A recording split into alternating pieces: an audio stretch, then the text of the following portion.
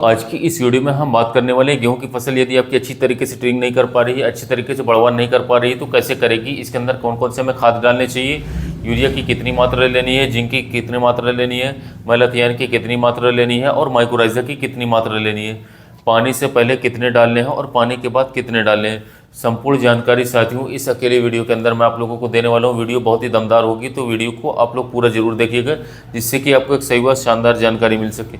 तो चलिए वीडियो की शुरुआत करते हैं। सबसे बड़ी जो दिक्कत किसान भाइयों के सामने आती है वो यही आती है कि उनकी जो गेहूँ की फसल है वो अच्छी तरीके से ट्रिमिंग नहीं कर पाती है, अच्छी तरीके से कल्ले जो है नहीं बना पाती है। जब हमारी गेहूं की फसल के अंदर कल्ले अच्छे नहीं बनेंगे, टिलिंग अच्छी तरीके से नहीं होगी, तो पैदावार भी किसान भाइयों हमें जो है काफ़ी कम देखने को मिलेंगे। तो साथियों इसके लिए कई सारे खाद हमारे रहते हैं जो कि हमें डालने होते हैं, और समय से सही डोज में यदि हम डाल देते हैं तो साथियों गेहूँ हमारे अच्छी तरीके से साथियों बढ़वार भी करती है, अच्छी तरीके से टिलिंग भी करती है। सबसे पहले हम बात कर लेते हैं यूरिया के बारे में कि यूरिया हमारे गेहूँ की फसल के अंदर कितना ज़्यादा ज़रूरी है। तो देखिए शुरू में जो हमारा पहले पानी पर यदि हम नाइट्रोजन या यूरिया अपने खेत के अंदर नहीं डालते हैं तो साथियों हमारी जो गेहूं की फसल होती है वो अच्छी तरीके से बढ़वार बिल्कुल भी नहीं कर पाती है, उसकी ग्रोथ जो है हल्के हल्के करके जो है चलती है। तो सबसे पहले तो आप लोगों को यूरिया का जो उपयोग है साथियों वो अपने गेहूँ की फसल के अंदर करना है। अब यूरिया हमें कितना लेना है, तो यूरिया की जो मात्रा है वो 1 एकड़ के अंदर साथियों 40 किलोग्राम प्रति एकड़ के हिसाब से आप लोगों को लेनी चाहिए। लेकिन इसमें एक तरीका आप लोग अपनाएं, 40 किलोग्राम यूरिया को आप एक साथ ना डाल करके इसे आप 2 भागों में डाल सकते हैं। यानी कि आप ऐसा मान लीजिए कि 50 किलोग्राम यूरिया जो है आप लोगों को 1 एकड़ खेत के अंदर अपने डालना है। अब डालने का तरीका क्या है कि लगभग 20 से लेकर के 25 किलोग्राम यूरिया जो है जब आप गेहूं की फसल की पहली सिंचाई कर रहे हैं, सिंचाई से पहले खेत के अंदर डलवा दीजिए और उसके बाद किसान भाइयों आप लोग पानी चलवा दीजिए। पानी चलाने के 4 से लेकर के 5 दिन बाद जो हमारी 20 से 25 किलोग्राम यूरिया बच जाती है उस यूरिया को आप बाद में डलवा दीजिए। ये 2 बार यूरिया डलने से साथियों जो फ़ायदा होगा वो क्या होगा, एक तो यूरिया साथियों प्रॉपर मात्रा में आपके खेत को मिल जाएगी, आपके गेहूं को मिल जाएगी, गेहूं अच्छे तरीके से बढ़वार करेगी। यदि साथियों आप एक साथ ज़्यादा डाल देते हैं यूरिया तो उसका जो पूरा रिजल्ट है साथियों वो हमारी गेहूं फसल को बिल्कुल भी नहीं मिल पाता है, किसान भाइयों को प्राप्त बिल्कुल भी नहीं हो पाता है। तो यूरिया को 2 टुकड़ों में किसान भाइयों आप लोगों को डाल देना है, अच्छे परिणाम इसके आप लोगों को देखने को मिलेंगे। आप इस चीज़ का प्रैक्टिकल भी करके देख सकते हैं कि एक खेत के अंदर आप यूरिया जो है जैसे मैंने आप लोगों को बताया कि 40 से 50 किलोग्राम यूरिया आपको लेना है, आधा पहले और आधा बाद में डाल दीजिए सिंचाई के। तो इसका रिजल्ट आप लेकर के देखिए, बहुत ही गजब के बहुत ही अच्छे परिणाम आप लोगों को रिजल्ट देखने को मिलेंगे।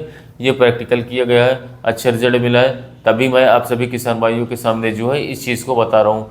तो यूरिया की बात तो हमारी हो जाती है। अब बात कर लेते हैं दूसरा खाद, आखिर गेहूँ की फसल के अंदर हम यूरिया के अंदर मिला करके क्या डालें कि टिलिंग अच्छी तरीके से हो, कल्ले ज़्यादा बने, क्योंकि जितने ज़्यादा कल्ले बनते हैं उतनी ही ज़्यादा पैदावार जो है गेहूँ की फसल हमें निकाल करके दे देती है। तो दूसरा खाद आप लोग ले लीजिए साथियों जिंक सल्फेट। अब जिंक सल्फेट कई तरीके के हमें देखने को मिलते हैं, तो 33% वाली जो हमारी जिंक सल्फेट होती है साथियों इसकी मात्रा आपको लेनी होगी 8 किलोग्राम प्रति एकड़। 8 किलोग्राम प्रति एकड़ के हिसाब से आपको डालना है साथियों, और इसे भी आपका जो 20 से 25 किलोग्राम यूरिया था साथियों उसी यूरिया के अंदर जिंक सल्फेट को भी आप लोगों को मिला देना है। अब यहाँ पर जो जिंक की कमी है साथियों ये हमारी गेहूँ की फसल के अंदर ज़्यादातर देखने को मिलती है। किसान भाई काफ़ी कम मात्रा में जिंक सल्फेट का उपयोग जो है अपनी गेहूं की फसल के अंदर करते हैं, जिससे कि उनकी जो फसलें होती हैं वो अच्छी तरीके से बढ़वार नहीं कर पाती है, अच्छी तरीके से टिलिंग बिल्कुल भी नहीं कर पाती है।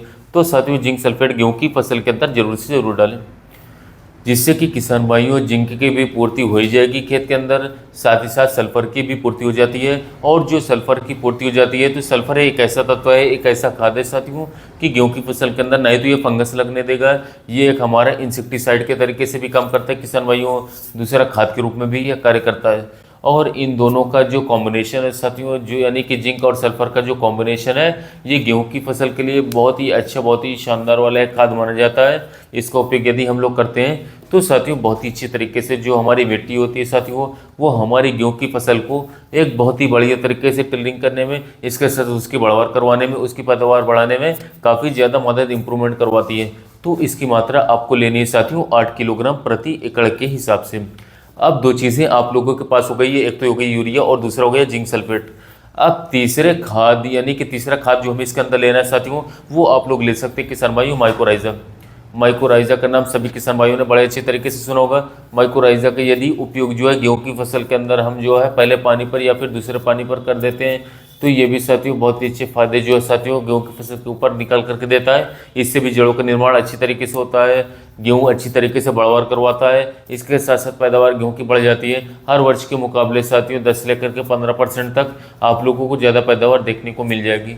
तो साथियों आप इसका उपयोग कर सकते हो, कोई दिक्कत की बात नहीं। इसकी यदि मैं मात्रा की बात करूँ तो साथियों 8 से लेकर के 10 किलोग्राम ही आप लोगों को माइक्रोराइजा का भी साथियों उपयोग कर लेना है। इसकी बात करें तो टाटा करेली गोल्ड नाम से आता है और अन्य कंपनी भी बनाती है।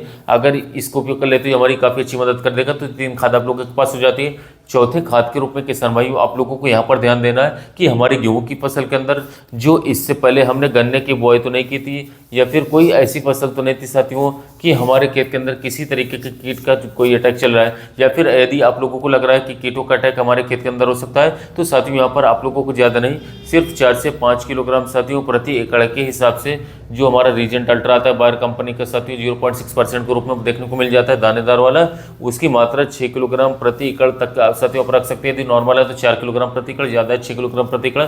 इन तीनों खादों के अंदर मिला लेना है जिससे कि गेहूं की फसल के अंदर किसी भी तरीके का कीट का अटैक न हो। पाइटोनिक इफेक्ट रहता है जिससे फसल हरी भरी रहती है। इस तरीके से साथियों टोटली 4 खादें हो जाती हैं। इन चारों खादों को आप लोगों को आपस में एक साथ अच्छी तरीके से मिक्स कर लेना है साथियों।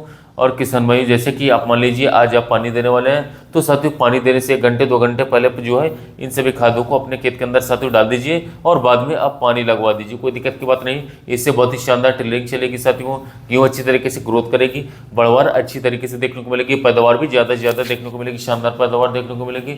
जो आपका यूरिया पहले 20 से 25 किलोग्राम बच गया था, सिंचाई के लगभग 4 से लेकर के 5 दिन बाद उस यूरिया को भी किसान भाइयों अपने खेत के अंदर आप लोगों को डलवा देना है। बहुत ही दमदार वाले, बहुत ही शानदार वाले साथियों अच्छे रिजल्ट किसान भाइयों आप लोगों को देखने को मिल जाएंगे। तो साथियों जो हमारे किसान भाई जो है गेहूं की खेती करने तक वीडियो को शेयर कीजिए ताकि उन्हें भी महत्वपूर्ण जानकारी मिल सके। समय समय पर कौन सी खाद उपयोग करनी है, कौन से साथियों फर्टिलाइजर को इस पर करवाना है, इसके साथ साथ साथियों कौन सी कीटनाशक का भी देना अपने गेहूं फसल में, इन सभी के बारे में उन्हें महत्वपूर्ण जानकारी मिल सकेगी साथियों, जिससे कि वो भी अपनी खेती से उन्नतशील उत्पादन निकाल पाए। तो साथियों कैसे लगा वीडियो, अच्छा लगा चैनल सब्सक्राइब कीजिए, वीडियो को लाइक कीजिए, मिलते हैं नए वीडियो में।